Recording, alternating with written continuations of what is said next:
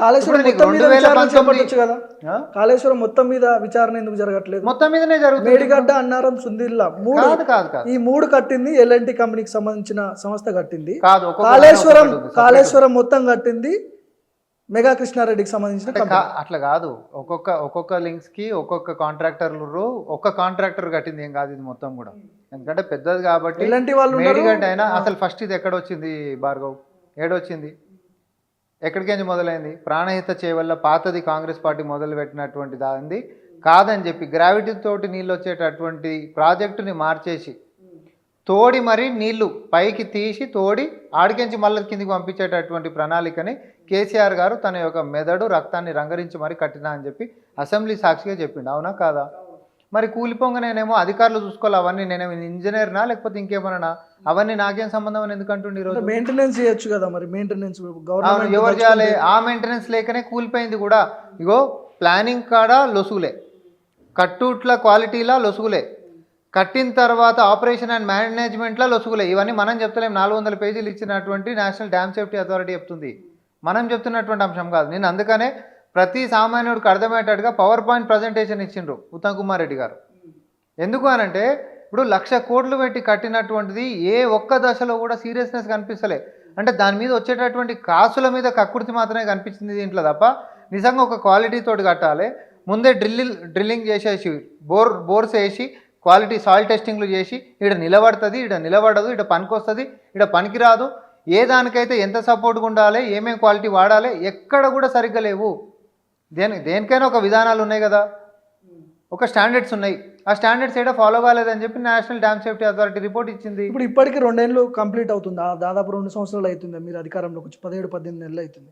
ఇంకా విచారణలు కొనసాగుతూనే ఉన్నాయి. కానీ దానికి మీరు ఏదైతే హామీ ఇచ్చారో 1,00,000 కోట్లు కక్కిస్తాము, ఎవరైతే బాధ్యులైన వాళ్ళని లోపలేస్తాము, డబ్బులు గుంజుకుంటాము, ఇవన్నీ మాట్లాడారు. ఎవరిని వదిలిపెట్టామని కూడా చెప్పారు.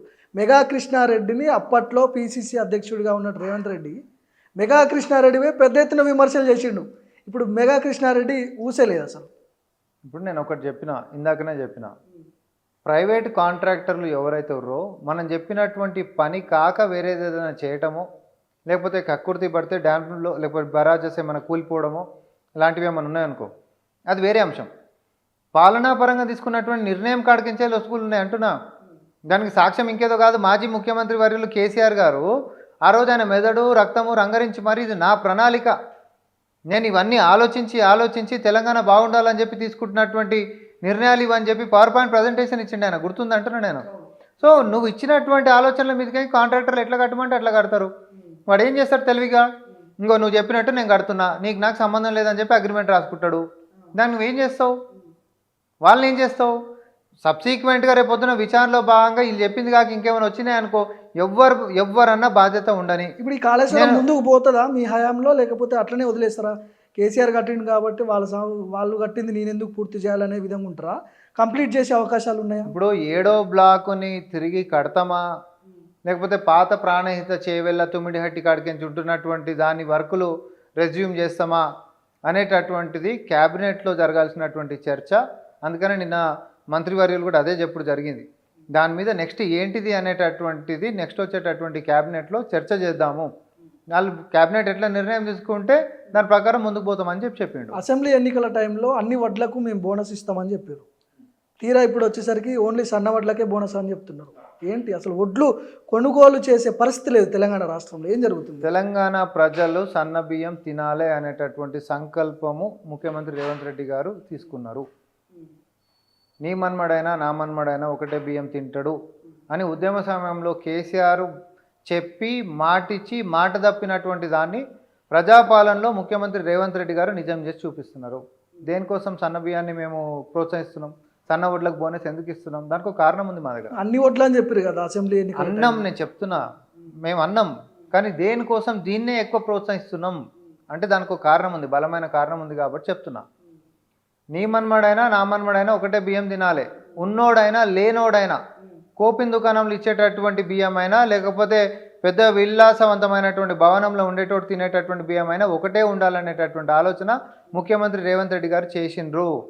కాబట్టే సన్న వడ్ల మీద బోనస్ ఇస్తే తద్వారా బోనస్ మీద ఆశతోటైనా కూడా రైతులు సన్నవడ్ల యొక్క ఉత్పత్తి పెరుగుతుంది రాష్ట్రంలో. తద్వారా ప్రభుత్వం తీసుకునేటటువంటి దాంట్లో కూడా సన్నబియ్యం అనేటటువంటి దానికి అవకాశం వస్తే రేషన్ షాపులలో సన్నబియ్యం ఇవ్వచ్చు అనేటటువంటి దాంతో ఇప్పుడు సన్నబియ్యం మనం ఇచ్చినాం. ఎట్లా సాకారమైంది ఇది? ఆ ఆలోచన ఆ నాయకుడికి ఉంది కాబట్టే తినిపించాలనుకుంటూ తినిపించిండి ఈరోజు. నిజమైందా లేదా?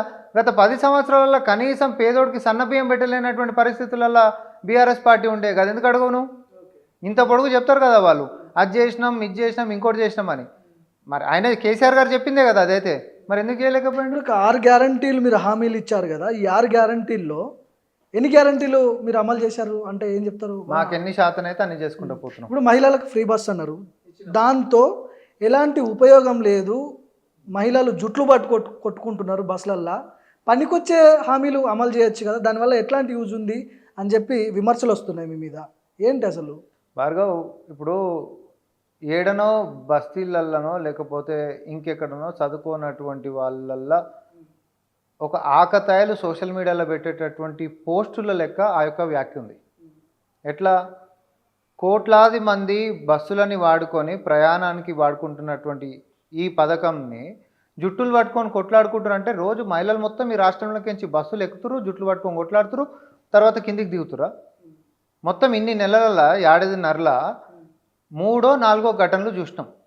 3 4 ఘటనలు చూసినాం. అది కూడా సోషల్ మీడియా మాధ్యమాల్లో వాళ్ళ వ్యక్తిగతంగా జరిగినటువంటి 3 4 ఘటనల కోట్లాది మంది, 10ల సంఖ్యలో కోట్లాది మంది ట్రావెల్ చేసినటువంటి పథకాన్ని ఆపాదించి వాళ్ళు కొట్టుకురు కాబట్టి ఈ పథకం వేస్ట్ అని ఎవరన్నా విఘ్నత ఉన్నటువంటి వాళ్ళు మాట్లాడతారా? మెడ మీద తలకాయల కోడి మందిని దిమాకున్నాడని మాట్లాడతాడా? మాట్లాడొద్దు. అది కేసీఆర్ యొక్క స్థాయిని దిగజార్చింది అంటున్నాను నేను.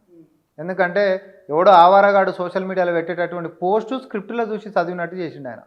అక్కడికి దిగజారిపోయిండు కేసీఆర్ గారు. ఇప్పుడు ఊర్లలోకి నేను వ్యక్తిగతంగా పోయి ఊర్లలో ఉన్నటువంటి రచ్చబండ దగ్గరికి పోయి వాళ్ళ దగ్గర పోయి మైక్ పెట్టి ఏమమ్మా మీకు రుణమాఫీ అయిందా అని అడిగినప్పుడు వాళ్ళు చెప్పే మాటలు వింటుంటే చెవుల నుంచి రక్తం వస్తుంది నాకు. కేసీఆర్ ఉన్నప్పుడు రైతు బంధు పడుతుండే, మాకు రుణమాఫీ కావట్లేదు, ఒక ఊర్లో 10% మాత్రమే రుణమాఫీ అయింది అని చెప్పి వాళ్ళు అంటున్నారు. మీరేమో పూర్తి స్థాయిలో రుణమాఫీ అయిందని చెప్పి మీరు అంటున్నారు. సామాన్య పబ్లిక్ మాటలు నమ్మాలా, కాంగ్రెస్ పార్టీ మాటలు నమ్మాలా, ఎట్లా? ఇప్పుడు 25 లక్షల చిల్లర మందికి రుణమాఫీ అయింది అనేటటువంటిది అధికారిక గణాంకాలే, అవునా కదా? కానీ గ్రౌండ్ లో అయితే బీఆర్ఎస్ పార్టీ ఒకటి ఏమంటుందంటే ముఖ్యమంత్రి గారి నియోజకవర్గానికే పోదాం, అందరికి అయిందా కనుక్కుందాం అని అంటే, నేను కూడా ఏమంటున్నా అంటే కేసీఆర్ గారి నియోజకవర్గానికే పోదాం. గత 10 సంవత్సరాల్లో 2014లో వాళ్ళకి అధికారంలోకి ఇచ్చినప్పటి నుంచి 3 దఫాలుగా రుణమాఫీలు చేశారు కదా, 3 దశలుగా చేశారు కదా. మరి ఆయన నియోజకవర్గానికే పోదాము. 2014 నుంచి కేసీఆర్ గారికి చేసినటువంటి రుణమాఫీ ఊర్లో అందరికి అయిందా కనుక్కుందాం.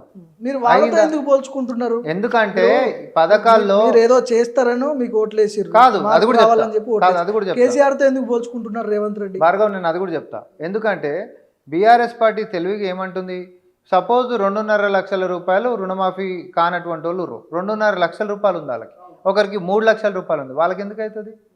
మనం చెప్పింది 2 లక్షల వరకు ఉంటున్నటువంటి వాళ్ళకి. సో పైన ఉంటున్నటువంటి వాళ్ళకి ఎందుకు అవుతుంది? మన మేనిఫెస్టోలో చెప్పింది, మనం ప్రమాణం చేసింది గదే కదా, 2 లక్షల వరకు రుణమాఫీ అన్నాం. మనం 2 లక్షల వరకు చేసినాం. 2 లక్షల పైన ఉన్న వాళ్ళు చూపించే వాళ్ళకి కాలేదు అని అంటే ఇంకోటి దానికి ఒక కట్ ఆఫ్ డేట్ పెట్టినాం, ఎప్పటి నుంచి ఎప్పటి వరకు తీసుకున్న వాళ్ళు అయి ఉండాలి దానికి అని చెప్పి. ఓకే, ఏ లోన్లకి ఇది వర్తిస్తుందో కూడా మనం పెట్టినాం. దానికి కొన్ని నియమాలు ఉన్నాయి. ఈ నియమాల లోపల ఉండేటటువంటివి 2 లక్షల లోపల ఉంటున్నటువంటి రుణాలు మనం మాఫీ చేసినాం.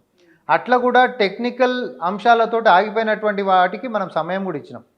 తిరిగి మళ్ళీ అక్కడికి పోయి ఒకవేళ గిట ఏది వైట్ రేషన్ కార్డు లేదో లేకపోతే ఇంకోటి లేదో, ఆ అధికారి ఇది అడిగిండు, నా కాడ ఇది లేకుండా చాలా కారణాలు వచ్చినాయి.